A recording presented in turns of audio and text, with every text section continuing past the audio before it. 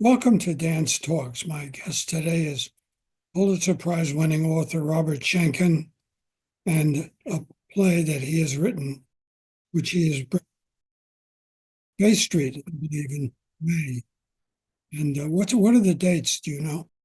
Yes, we start previews on May 27th, open on May 31st, and we close June 15th. So we're getting close. Are you actually in it?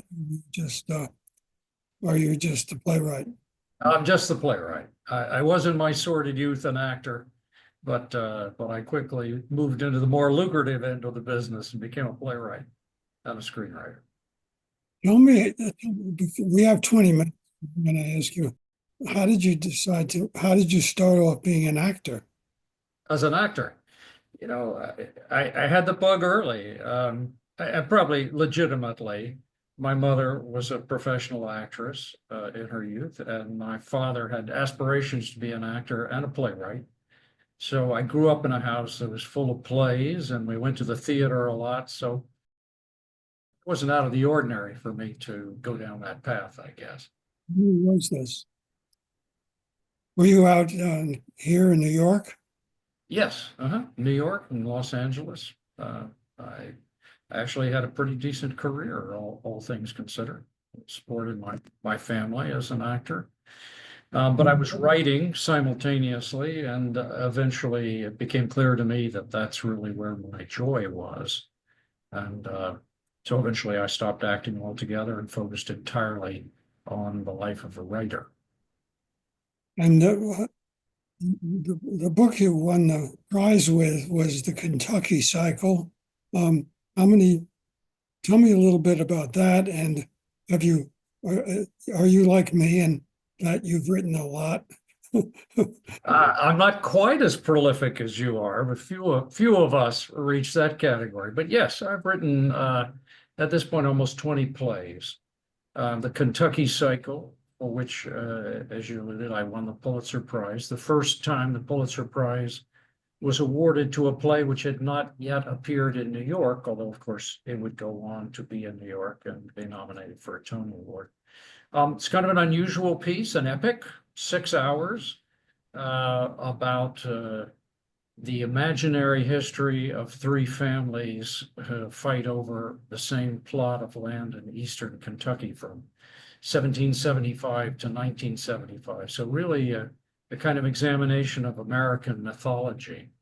It was very, very successful, obviously, option for HBO, and continues to be performed around the country. I should very quickly stipulate that the play, which audiences on the South Fork will be seeing, is not 6 hours long. It's under 2 hours with a 15-minute intermission, and that play is Bob and Jean, a love story. Tell me about that. Well, growing up in my household, there were it's got my parents' house, kind of an unusual place. There were seashells and diffused munitions left over from my father's stint as a bomb disposal officer in the Pacific during World War II. And up in the attic was a box of their letters. They talked very openly. These were the letters that they wrote each other while they were separated. Bob was in Vanuatu in the South Pacific, and my mother, who was an actress, was touring in a USO company of arsenic and old lace all across the United States to entertain the troops. And they had just fallen in love. I mean, kind of lightning strike in love. And then Bob got shipped out. And like a lot of young couples at that time, the separation loomed ominously, and they promised to write each other their paper telephones, they called it. And so I was always aware of these letters up there, but it wasn't until just a few years ago, living here in Sag Harbor, that I finally pulled them down and transcribed them and really began to try to sort out the life of my parents at this very early age. My mom was 22, my dad is 25. And I tell you, Dan, it was a pleasure, obviously a personal experience, deeply personal, but also very illuminating. I learned so much about my parents that I didn't know. Good surprises, bad surprises. But, as children, we really don't think about our parents very much. They're there to provide. We think we know them maybe a little bit, but how much do we really know? And then oftentimes, as in my case, and so many people's case, when you really get interested, they're no longer around to have those conversations. So in a way, this was that conversation with my parents. They were delightful, fascinating, complicated, entertaining people, and their letters really reflect that. And I think that it's a love story, as the title says, but it's a hard-earned love story, the best kind, the kind that lasts. And I think audiences in the South End will really enjoy this. The letters they covered 1940, 45. These were written 42 to 44, but mostly 43 is the critical year for them. How did they meet prior to when the letter writing began? Well, they met in college, at the University of North Carolina, at the Playmakers. And one of the first things I discovered is that they really hated each other immediately. Rivalry, maybe that intense passion went in a different direction. I don't know, but eventually they recognized each other's talent, and a kind of rapprochement was truce was created, and then the war hit, and they were both very intensely patriotic. My father signed up immediately, and as I say, she joined the USO, and they were both in New York at the same time, and friends, mutual friends, set them up at a date at a Broadway show, of course, a Broadway show, and that's where they fell in love. Which show? It was called. It's an obscure piece. Oh gosh, I'm blanking on the title of it. The only memorable thing about it, perhaps, is it's an early show in which the very young Zach Scott appears on Broadway for the first time. But beyond that, no greater meeting, I'm afraid. And, he came home and safe and sound. Was he in any combat over there?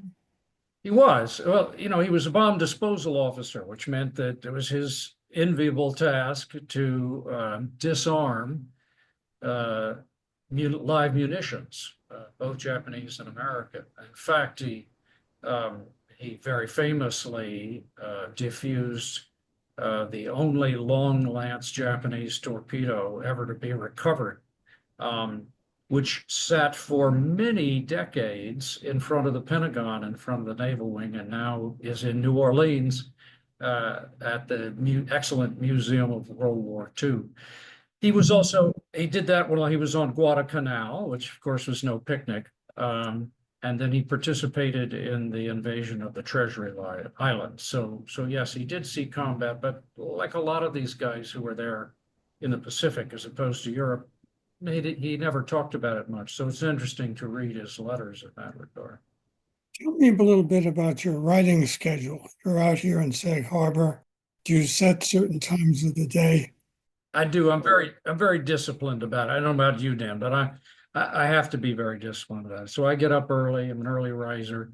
I love to watch the sunrise and have a quick breakfast workout, and then I'm at my desk by 8 o'clock, and I write till noon, and then I sit down and have lunch with my wife, and the afternoon is usually dedicated to business or correspondence, unless I'm under enormous deadline pressure, which happens a lot more often than I would like. But that's pretty much how I write, 5 days a week. Well, what are your days off? My days off, Saturday and Sunday. I will take the weekend off. I didn't used to, but I began to think that, maybe this wasn't such a good idea. Maybe I should work a more normal schedule. So. Do you have a studio? You said I go out. No, I have an office in my house, upstairs, uh, windows, big windows looking out onto the yard. And I'm very happy up there. It's a Sag Harbor, as you know, has a long history of writers in residence, and I'm just one of many. I don't know why it is that we've gathered here, but there is something about this combination of woods and ocean and sound that's pretty unbeatable. Agree. What put you out to Sag Harbor for the first time? What took me to Sag Harbor for the first time? My wife. We had met, this would have been 11 years ago, and she was very familiar with the South Fork. I not myself, I'd lived in New York for many, many years, come out, visit friends, but never really spent any time here. And I had been living on the West Coast when I moved back to New York. This was to oversee uh, all the way on Broadway with Bryan Cranston, which of course went on to win a Tony Award that season and every other award as well. And I wanted to buy a house out here, and so she's the one who said, "Well, let's take a look at this area," and we saw this house and fell immediately in love. Immediately made an offer on it. Couldn't be happier. What do you like to do in town? What are some treasures that we hold for you here? Well, I mean, there's so many. I love, for starters, I love the environment. I love the physical environment. I love the seasons here. I love the fact that in 5 minutes, I can be on the Sound, and in 7 minutes, I can be in the Atlantic Ocean, and in 3 minutes, I can be in a forest preserve. But I also love this community. I think, they've done an extraordinary job maintaining their kind of unique, quirky, um, idiosyncratic character, despite the enormous pressures. Um, it's a community of farmers, people who are intimate with the land, and a community of artists, people and small business owners. It's just it's a great place to be. I like the people here. I love the art here. I love the fact that we have this extraordinary new cinema downtown, with 3 screens that shows not just what's playing currently, but classics and animation and stuff you can't find. I love the church. I love the galleries. I love the restaurants here. And I adore the farmer stands. I love all this fresh produce that's so readily available to us. It's the only resort that I know that was celebrating the whaling industry, but preserved itself as a 1940s replica. A whaling industrial town, is that what you're saying? Same as a fountain. It is amusing, isn't it, to think of Sag Harbor as the heart of the whaling industry, but it is in that way, it's its own kind of unique prism on American history, isn't it? The way in which we keep reinventing ourselves through time. There are Um, whaling towns in the United States. They were in Lahaina and in New Bedford and some in Nantucket. yeah. That was it. So it's quite unique. It all ended in 1850, but the neon tells you a whole different story. No, it is a wonderful part of Sag Harbor's history, a very unique part of it. Yeah, absolutely. And and then there's all the friends that you meet just right on the streets when you walk Mhm. in town. Um, well, thanks for being on this again. Tell me the dates for the show. Absolutely. We open on May 27th at Bay Street Theater in Sag Harbor, and we run for 3.5 weeks. Tickets are available now. That's Bob and Jean, a love story. Thanks. Good to have you on. Forward to seeing you there. Bye-bye.